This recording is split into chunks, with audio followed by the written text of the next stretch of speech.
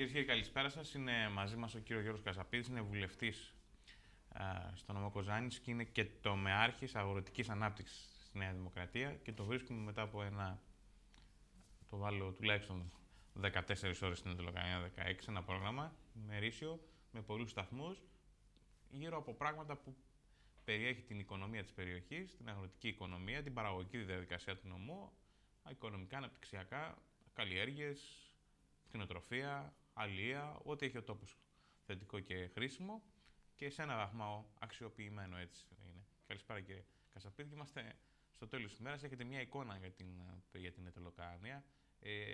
Παρακολουθείτε τα θέματα, είστε και γεωπόνες και στον χώρο των επιχειρήσεων, των αγροτικών επιχειρήσεων και με την πολιτική ιδιότητα. Μπορείτε να μου κάνετε ένα πρώτο συμπέρασμα για το κομμάτι που είδατε το παραγωγικό στην Ετωλοκαρνανία. Καλησπέρα κύριε Μάκα, να ευχαριστήσω για την πρόσκληση και εσάς και τη διεύθυνση του καναλιού για την απόψινή έτσι κουβέντα. Όντως ολοκληρώθηκε μια περιοδία δική μου εδώ στο νομό Ετωλοκαρνανίας, προγραμματισμένη ως τομεάρχης του τομέα αγροτικής οικονομίας της Νέας Δημοκρατίας, σε συνεργασία με την ΟΔΕ και την τοπική οργάνωση του Δήμου Στράτου, του πρώην Δήμου Στράτου. Η εντύπωση που αποκομίζω έτσι στο τέλος της σημερινής γεμάτης μέρας είναι μια τεράστια προοπτική. Μπορεί να μην σου δίνεται η εντύπωση ότι ο νομός παράγει, αλλά η προοπτική για παραγωγή είναι τεράστια. Και από τη σκοπιά του γεωπόνου να μιλήσω, λέω ότι είδα χωράφια καλλιέργητα, είδα τόπο να θέλει να αποδώσει, είδα μέρη αναξιοποίητα, που ένα μάτι ενός τεχνοκράτη γεωπόνου που αντιλαμβάνεται το χώμα και το μικροκλίμα με τον ήλιο που είχαμε σήμερα και τα νερά που είδα, είναι χαμένος πλούτος, αναξιοποίητοι πόροι. Ωστόσο υπάρχουν καλλιέργειες, ο κόσμος αγωνίζεται, προσπαθεί, καλλιεργεί, φαίνεται ότι ψάχνεται, φαίνεται ότι είναι μόνος, φαίνεται ότι είναι ανοργάνωτος. Αυτό από την εικόνα. Επιβεβαιώνεται αυτή η εικόνα με τις συναντήσεις που είχα κυρίως με τους γεωργούς και κτηνοτρόφους, εκπροσώπους αυτών και τους αλείς, και από εκεί πέρα μπορούμε να διαβαθμίσουμε τους κλάδους της αγροτικής οικονομίας εδώ στο νομό και να κατατάξουμε τον καθένα. Θεωρώ ότι πιο οργανωμένοι από όλους είναι οι ιχθυοκαλλιεργητές, η εκτροφής των ψαριών, όπου εκεί σαφώς η επένδυση και σε γνώση και σε χρήμα είναι πιο μεγάλη και καθιστά μια τέτοια επένδυση πιο απαιτητική. Σαφώς και το προϊόν που παράγεται είναι εξαιρετικής ποιότητας και μεγάλης σημασίας, όχι μόνο οικονομικής, πρωτίστως βιολογικής, αλλά και στην οικονομία παίζει καθοριστικό ρόλο στον τόπο, με τις θέσεις εργασίας που προσφέρει, με τον πλούτο που παράγει, με την προβολή της περιοχής αλλά και της χώρας διεθνώς, δεδομένου ότι είμαστε πρώτη χώρα στον κόσμο στην παραγωγή των ψαριών. Και εδώ ο νομός σας έχει το ευτύχημα να έχει αρκετές σοβαρές επιχειρήσεις και, όπως πληροφορήθηκα από τους εκπροσώπους, να κατέχει το 40% της εγχώριας παραγωγής. Με δυνατότητα, όπως είναι το πλαίσιο που αφορά την οικονομία, το κεφάλαιο, το περιβάλλον, τη χωροθέτηση περαιτέρω ανάπτυξης, ή θεωρείτε ότι αυτός είναι ένας χώρος που έχει φτάσει σε ένα μέγιστο βαθμό απόδοση και αξιοποίησης? Δηλαδή, μπορούν να γίνουν και άλλα πράγματα στον τομέα αυτό? Ως προς την ιχθυοκαλλιέργεια. Ναι, στην ανάπτυξη του κλάδου, στη βελτίωση παραγωγής, στην αύξηση παραγωγής, στον μένης αξίας. Αν τα πάρουμε σαν διαβάθμιση σε πλαίσιο περισσότερες εταιρείες, μεγαλύτερες εταιρείες, σε άλλο αντικείμενο. Ναι, θεωρώ ότι χωράει μια μεγέθυνση του κλάδου. Θα προτιμούσα και θα πρόκρινα τις οικογενειακής μορφής εκμεταλλεύσεις με γνώση όμως και σωστή οργάνωση, ώστε να αναπτυχθούν αρκετές μικρομεσαίες επιχειρήσεις και μεταξύ τους να αναπτύξουν τα δίκτυα της εμπορίας των προϊόντων και όλων των άλλων των δράσεων, είτε της προμήθειας των πρώτων υλών, είτε της απόκτησης της τεχνογνωσίας, της πληροφορίας, αλλά μέσω δικτύων που τους βοηθά να φτάνουν εύκολα στο στόχο. Γιατί όταν είσαι μόνος σου, λέει ένας σοφός ηλικιωμένος στην περιοχή μου, είσαι σαν μια σταγόνα που απορροφάς δύναμη μέσα από τη σταγόνα. Όταν είσαι ενωμένος με τους άλλους, πάλι σε μια σταγόνα που απορροφάς δύναμη από τον ωκεανό.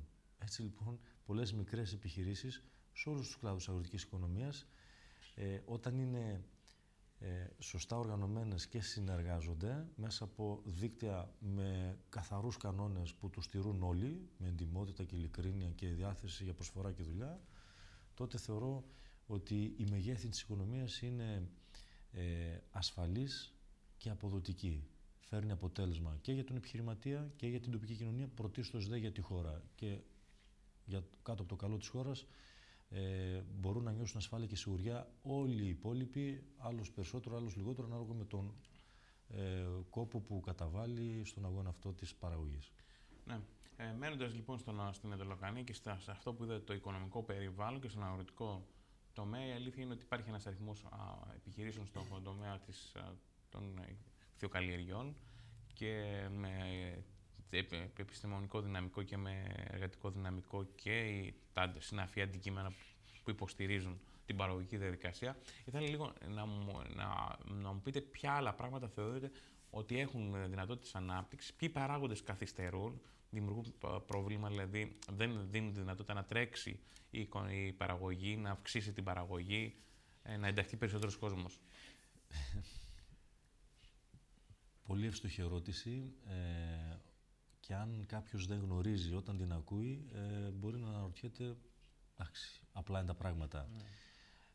Όμως όσο απλά και αν ακούγονται, είναι τόσο εξοργιστικά όταν εμβαθύνεις πάνω σε αυτά. Ο κλάδος της ηχθειοκαλλιέργειας είναι ο πρώτος κλάδος για το 2010 σε εξαγωγές για τη χώρα. 500 εκατομμύρια περίπου ευρώ ήρθαν στην πατρίδα μας από τις εξαγωγές των 329 επιχειρήσεων που είναι διάσπαρτες σε όλη την Ελλάδα. Αυτές λοιπόν οι επιχειρήσεις που παράγουν αυτό το πλούτο, προσφέρουν αυτές 10.000 θέσεις εργασίας, τουλάχιστον μόνιμες θέσεις εργασίας και άλλες 10.000 εποχιακές, και όλη αυτή την προβολή, την παραγωγή αυτού του πολύτιμου, με μεγάλη βιολογική αξία υλικού για τη διατροφή, προϊόντος για τη διατροφή, όλες αυτές οι επιχειρήσεις είναι στον αέρα, κύριε Μακά. Δεν έχουν άδεια ίδρυσης και λειτουργίας. Και αυτό γιατί από το 80 και μετά, όταν πρωτοεμφανίστηκαν αυτές οι δραστηριότητες στην πατρίδα μας, μέχρι σήμερα η ελληνική πολιτεία δεν φρόντισε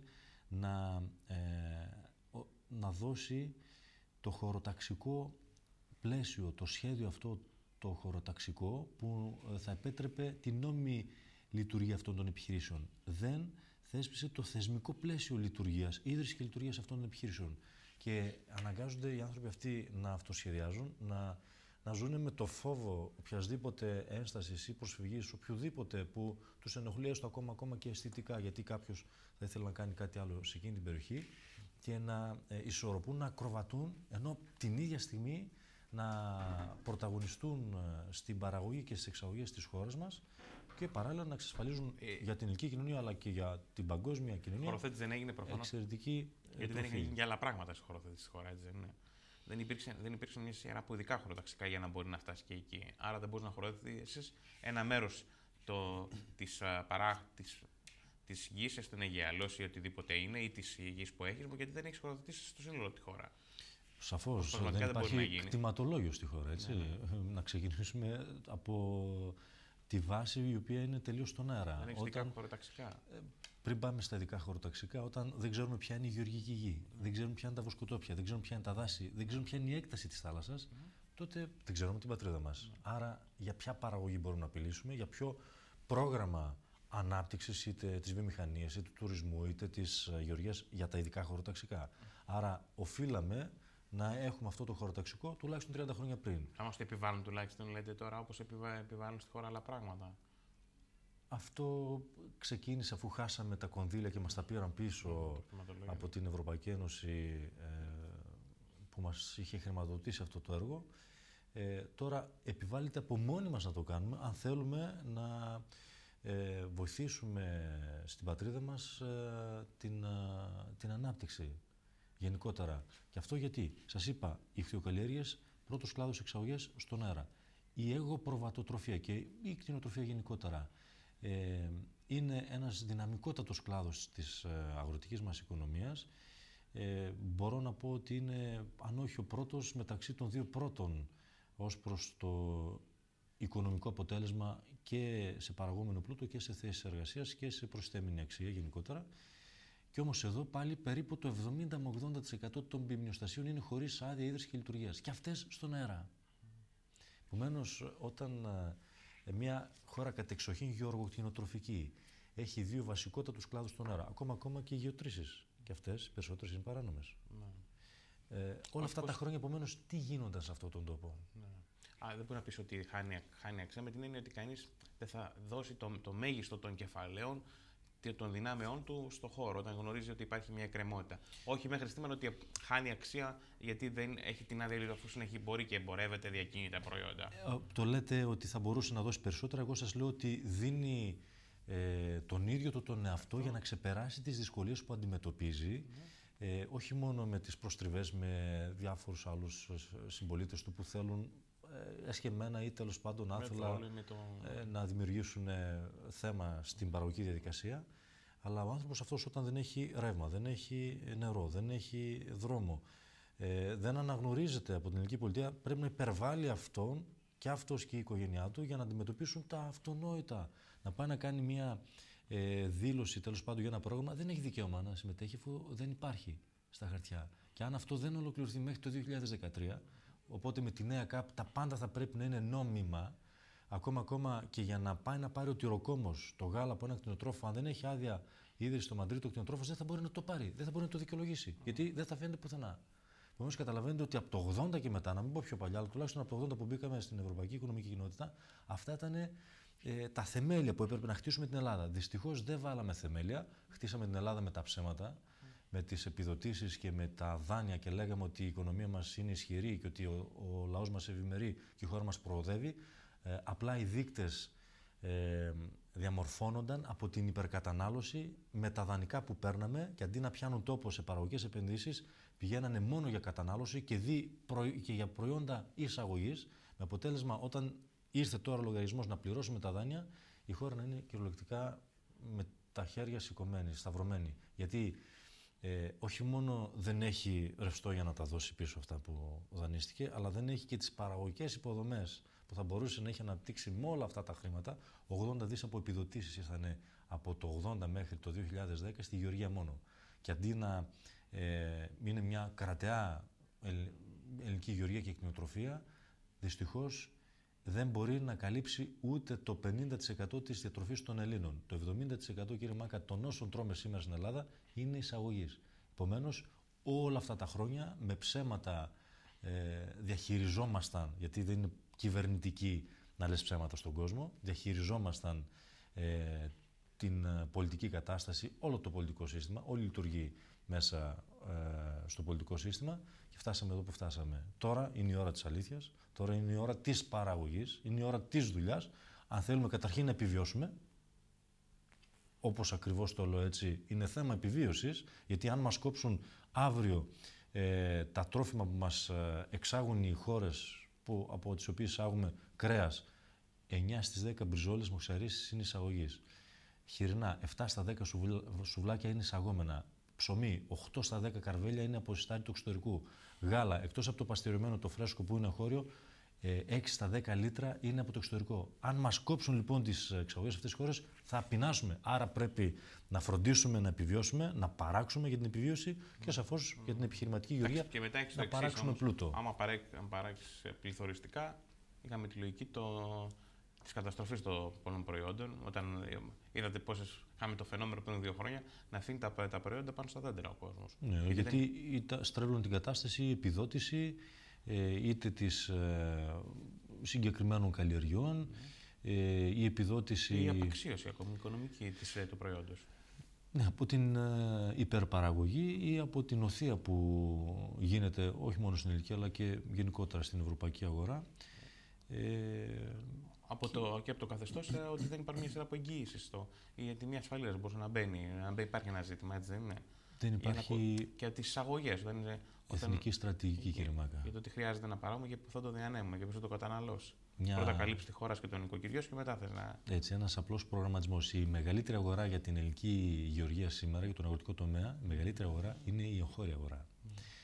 Κάθε χρόνο, την τελευταία δεκαετία, η χώρα μας εισάγει περίπου από 6 έως 7 δισεκατομμύρια ευρώ αγροτικά προϊόντα. Και εξάγουμε μόλις 3, άντε βαριά 4 τώρα. Τώρα και με την κρίση όμως αυτό, κύριε Κασαπίδη, δεν βρίνεται. Βλέπω τα φυλάδια των εταιριών, των μεγάλων ομίλων, σούπερ μάρκετ. Το κρέας είναι Γαλλία-Γερμανία, τελείωσε. Και πολύ χαμηλό, 3 ευρώ και κάτω. Και λες τι γίνεται τώρα, ας πούμε, αφού δεν διαφημίζονται ένα ελληνικό προϊόν. Ελληνικές εταιρείες που φέρνουν εισαγωγή. Οι οποίες και στο παρελθόν είχαν επωνυμία γύρω από το κρέας. Ελληνικό κρέας. Και σήμερα βλέπουμε αντικατάσταση. Οφείλουμε όμως να επισημάνουμε και το εξής: ότι αυτό το κρέας έρχεται γιατί το καταναλώνουν οι Έλληνες. Κάθε χρόνο 1 δισεκατομμύριο ευρώ δαπανάει η χώρα μας για να εισαγάγει κρέας χοιρινό και μοσχαρίσιο που το καταναλώνουν οι Έλληνες, οι οποίοι δεν είχαμε αυτές τις συνήθειες κατά το παρελθόν. Αλλάξαμε τις συνήθειές μας ως δείκτης ευημερίας η κατανάλωση του κρέατος. Αυξήθηκε το βιωτικό μας επίπεδο, ενώ ουσιαστικά αυξήσαμε τα καρδιαγγειακά μας προβλήματα. Ξεφύγαμε από την παράδοσή μας που ήθελε μέχρι πριν τον πόλεμο να τρώει η ελληνική οικογένεια 20 με 25 κιλά κρέας και να σφίζει από υγεία και ευτυχία, γιατί τηρούσαμε και τις παραδόσεις μας. Τηρούσαμε και τη μεσογειακή διατροφή, τηρούσαμε και τις νηστείες, αν θέλετε, που ήταν ένας τρόπος ζωής και ένα και οικονομικό μοντέλο, αν θέλετε, ακόμα στην Ελλάδα της παραγωγής των μεσογειακών προϊόντων και ζούσαμε και ευτυχισμένα και αποτελεσματικά ως προς την οικονομία μας. Φτωχικά μεν, αλλά ευτυχισμένα. Τώρα, αν πει να διευρύνει την παραγωγή της η αγροτική οικονομία, τι θα συναντήσει σε αυτή τη φάση? Πείτε ότι κάνει μια αύξηση του δυναμικού, που ασχολεί το ανθρώπινο δυναμικού, με την είσοδο νέων ανθρώπων. Και αύξηση παράλληλα υφιστάμενες μονάδες στην παραγωγή τους. Θα μπορούν τη δυνατότητα να είναι κάτι πάνω από το κόστος? Ή αυτό σαφώς εξαρτάται από το τελικό προϊόν, ναι, και από την προσθέμενη αξία που δίνεις εσύ στο προϊόν και πού το απευθύνεις. Αν παράξει κάποιος πρώτες ύλες, πρώτες ύλες είναι ευρύτατος ανταγωνισμός σε όλο τον κόσμο και επειδή δεν υπάρχει η διαβάθμιση και η κατηγοριοποίηση η ποιοτική και δεν έχουμε ακόμα τις δομές, η παραγωγή με τους συνεταιρισμούς τους που είναι ανύπαρκτοι για να μπορέσουν να εξασφαλίσουν την ποιότητα, τα ποιοτικά προϊόντα στην αγορά, δεν θα δικαιωθεί ο παραγωγός. Αν όμως δώσουμε προστιθέμενη αξία στα προϊόντα αυτά και στραφούμε στις εύκολες αγορές, στη δικιά μας αγορά, στην ελληνική αγορά, για να διαθέσουμε αυτά τα προϊόντα, δεν θα μπορέσουμε να φέρουμε αποτέλεσμα. Επομένως, ποια προϊόντα είναι αυτά που μπορεί να αποτελέσουν προτεραιότητα για την ελληνική αγροτική οικονομία? Αυτά που μας αποτυπώνει το έλλειμμα στο εμπορικό μας ισοζύγιο. 2 δισεκατομμύρια ευρώ είναι οι εισαγωγές μας σε προϊόντα ζωοκομικά. 1 δις σε κρέας, κόκκινο κρέας, χοιρινό και μοσχαρίσιο. 350 εκατομμύρια ευρώ σε ζωοτροφές. Εισάγουμε, κύριε Μάκα, ακόμα και άχυρα για να ταΐζουμε τις αγελάδες μας. 100 εκατομμύρια ευρώ περίπου σε ζωντανά ζώα. Δεν έχουμε γενετικό υλικό για να ταΐσουμε εδώ πέρα, να παράξουμε κρέας, είτε και γάλα αργότερα. 700 εκατομμύρια ευρώ σε γαλακτοκομικά προϊόντα, κυρίως από το αγελαδινό γάλα. Και οφείλουμε να επισημάνουμε και να αναδεικνύουμε ανά πάσα ώρα και στιγμή ότι τα τελευταία 6-7 χρόνια η Ευρώπη ταλανίστηκε από διατροφικά σκάνδαλα θανατηφόρα με τις τρελές αγελάδες, με τις διοξίνες, με τα ορυκτέλεια στις ζωοτροφές που κατέληγαν ξανά στα κτηνοτροφικά προϊόντα των προηγμένων χωρών, έτσι. Όχι μόνο των γεωργικά προηγμένων, γενικότερα οικονομικά ανεπτυγμένων χωρών. Γαλλία, Γερμανία, Αγγλία. Από αυτές τις χώρες εμείς συνεχίζουμε να καταναλώνουμε και να εισάγουμε αυτά τα προϊόντα. Είναι τελείως απαράδεκτο, είναι τελείως παράλογο μια χώρα που να έχει αυτό το έλλειμμα στα κτηνοτροφικά προϊόντα να μην επενδύει στην κτηνοτροφία, με αποτέλεσμα να εισάγει γενετικό υλικό, μοσχαράκια για να τα παχαίνουμε εδώ πέρα, για να τέλος πάντων να παράγουμε ένα ελάχιστο κρέας, το 10% της εγχώριας κατανάλωσης. Και άντε, αφού δεν φροντίσαμε να κάνουμε αυτό τουλάχιστον, γιατί να μην φροντίσουμε να παράγουμε τροφές για αυτά που έχουμε. Ούτε τροφές παράγουμε. 350 εκατομμύρια ευρώ κάθε χρόνο εισάγουμε για να τέσουμε τα ζώα που δεν έχουμε. Και στο τέλος εισάγουμε και κρέας, αφού δεν μπορούμε να παράξουμε εδώ πέρα. Και επομένως μια τρύπα που ρίχνουμε κάθε χρόνο 2 δισεκατομμύρια ευρώ. Τι θα απαντήσει ένας άνθρωπος που είναι ή καταναλωτής ή εμπορεύεται, αφήστε τον παράγω, ότι δεν παρουσιάζει κέρδος. Γιατί να το κάνει. Είναι όμως ανώμια πράγματα. Άλλο το κρέας το ελληνικό δεν ενοχοποιήθηκε ποτέ μέχρι σήμερα από οποιοδήποτε διατροφικό σκάνδαλο. Όχι, πείτε μου για τις υφιστάμενες. Πήγατε σε ένα χειροτροφείο, δεν ξέρω, πήγατε. Χειροτροφική μονάδα. Όχι, μιλήσαμε όμως με χειροτρόφους. Τι σας είπανε, είναι πάνω από το όριο. Είναι στο όριο του κόστους, αντιμετωπίζουν σοβαρά προβλήματα. Για ποιο λόγο όμως? Γιατί η εκτροφή των χοιρινών εδώ πέρα και όλων των ζώων γίνονται με φυσικές τροφές. Με σιτάρι, κρυθάρι, καλαμπόκι, τριφύλι. Ανεβάζει το κόστος. Που είναι πραγματικά προϊόντα. Όταν στο εξωτερικό ο άλλος θα του δώσει και ματάλευρο, θα του δώσει και κρεατάλευρο, θα του δώσει και υπολείμματα, παραπροϊόντα από άλλα προϊόντα φυτικής παραγωγής που θα τα εμπλουτίσει κιόλας με πρόσθετα χημικά, σαφώς και το κόστος εκτροφής θα είναι χαμηλότερο, γιατί πιο γρήγορα θα γίνει εκείνο το ζώο, θα πάρει περισσότερο όγκο, άσχετα αν έχει και τοξίνες μέσα, που όπως σας είπα την τελευταία δεκαετία όλοι ξέρουμε πόσα διατροφικά σκάνδαλα έσκασαν. Και όμως αυτές οι χώρες συνεχίζουν να έχουν την προτίμηση. Άρα ποια είναι η δική μας υποχρέωση? Η δική μας υποχρέωση είναι να βάλουμε στη φραγμού στα σύνορα. Όχι, δεν μπορούμε να το κάνουμε αυτό. Είναι να βοηθήσουμε την παραγωγή. Σας είπα το αυτονόητο. Να δώσουμε άδειες, να διευκολύνουμε, να απλοποιήσουμε τη διαδικασία αδειοδότησης των κτηνοτρόφων. Να τους βοηθήσουμε στις υποδομές. Ρεύμα, νερό και δρόμο. Να τους βοηθήσουμε στην ενημέρωση, στην εκπαίδευση. Οι άνθρωποι δεν έχουν κάποιον να τους υποστηρίξει, να τους πει πώς θα μειώσουν το κοστολόγιο.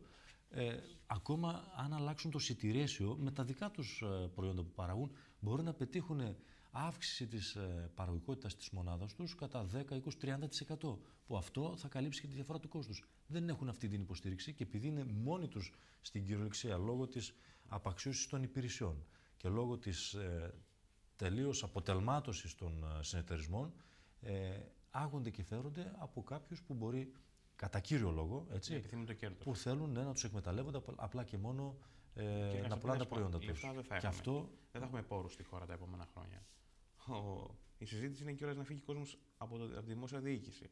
Ποιος θα την κάνει τη δουλειά, χωρίς πόρους και χωρίς ανθρώπους? Ή θα πάρεις να μετακινήσεις τελικά τους υφιστάμενους πόρους ή αυτούς που θα απομείνουν και τους υπαλλήλους που θα απομείνουν στο διοίκηση σε αυτούς τους τομείς, παίρνοντας από άλλους που δεν τους χρειάζεσαι, αφού ξέρεις που δεν χρειάζεσαι πόρους, ξέρεις που δεν χρειάζεται ανθρώπινο δυναμικό. Και έχεις καθορίσει ότι εγώ δεν τα θέλω τα επόμενα χρόνια, άρα κακώς τα είχα εκεί. Είχα αφήσει χρήματα στην οικονομία εκεί, χρηματοδοτούσα ως κράτος. Κακώς άφηνα ανθρώπους μου εκεί, να τους μετακινήσω σε ένα εξάμηνο, να τους έχω βάλει σε άλλους τομείς, να τους εκπαιδεύσω. Έχεις, ή αυτούς που θα ξαναπάρω στο παρελθόν, θα ξαναπάρω στο μέλλον, δεν θα τους στείλω σε πράγματα τα οποία για τη χώρα δεν τα χρειάζομαι. Υπάρχει ένα τέτοιο σχέδιο? Υπάρχει. Σχέδιο δεν βλέπω να υπάρχει σε αυτόν τον εξορθολογισμό που λέτε. Αυτά που μου λέτε, οι απαραίτητες προϋποθέσεις που λέτε. Για τον αγροτικό τομέα, ναι.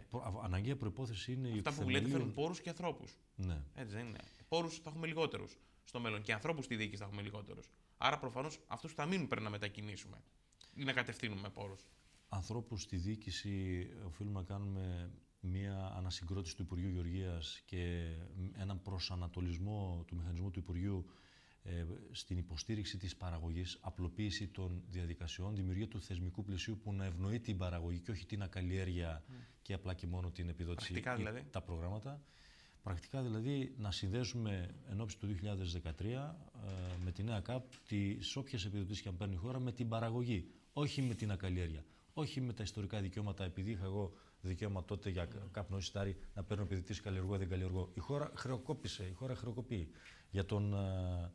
Για τον ανθρώπινο παράγοντα που λέτε, οι γεωπόνοι, οι κτηνίατροι, οι γεωτεχνικοί γενικότερα να έρθουν στο Υπουργείο Γεωργίας και ο βραχίωνας του Υπουργείου Γεωργίας να καθορίζει την πολιτική και όχι να αποφεύγουμε τις ευθύνες μας ως κεντρική πολιτική σκηνή και να λέμε αποκέντρωση και αρμοδιότητες στους Δήμους και καλώς να δώσουμε, αλλά δεν μπορεί να χαράξει αγροτική πολιτική ένας Δήμος με ούτε πόρους δεν έχει, ούτε ανθρώπους δεν έχει και ούτε ένα κεντρικό σχεδιασμό δεν μπορεί να, δεν μπορεί να ενσωματωθεί σε ένα κεντρικό σχεδιασμό.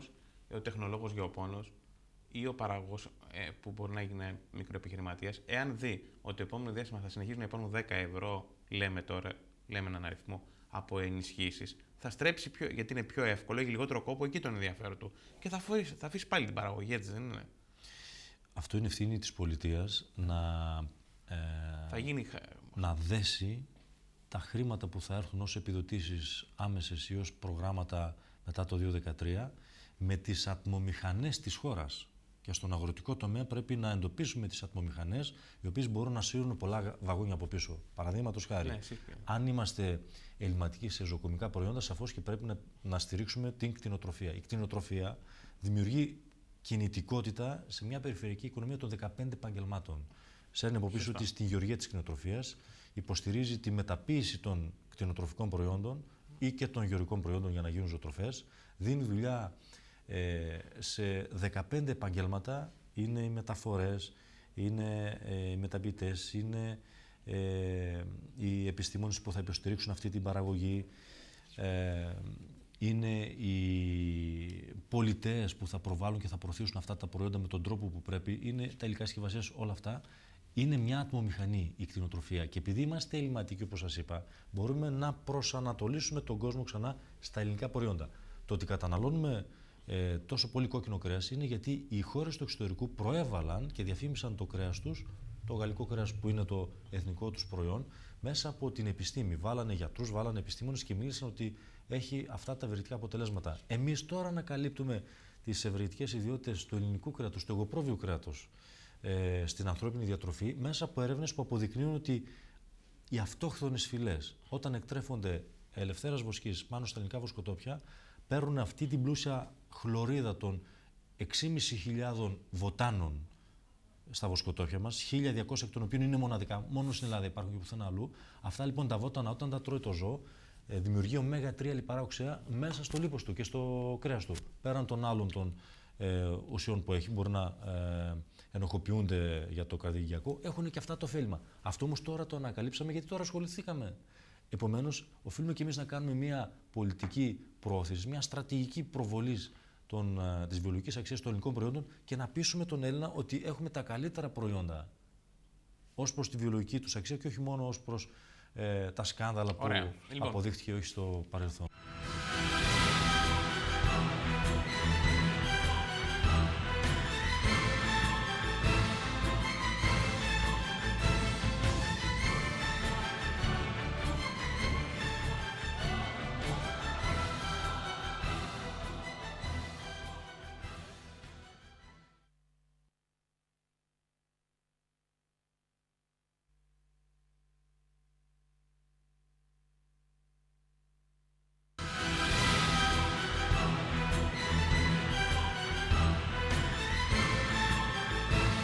Οι ενισχύσεις μετά το 2013 λέτε σε αυτούς τους τομείς. Υπάρχει ένα τέτοιο μετά σχέδιο? Το 2013 λέω. Ναι, μετά το 2013. Μέχρι το 2013 έχουν καθοριστεί όπως είναι μέχρι σήμερα και θα σήμερα, ναι, δεν αλλάζει.